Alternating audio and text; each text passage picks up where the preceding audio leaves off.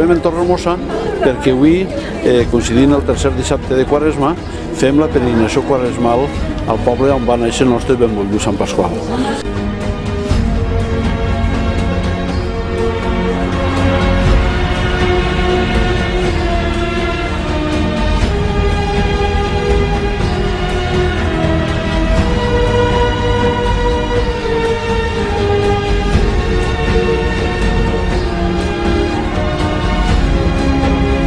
Vull agrair a la Puríssima Sang de Vila-real que ens hagin convidat a participar en el Via Crucis que celebren tradicionalment ja fa 10 anys en Torrehermosa, en la localitat natal del nostre sant patró, Sant Pasqual.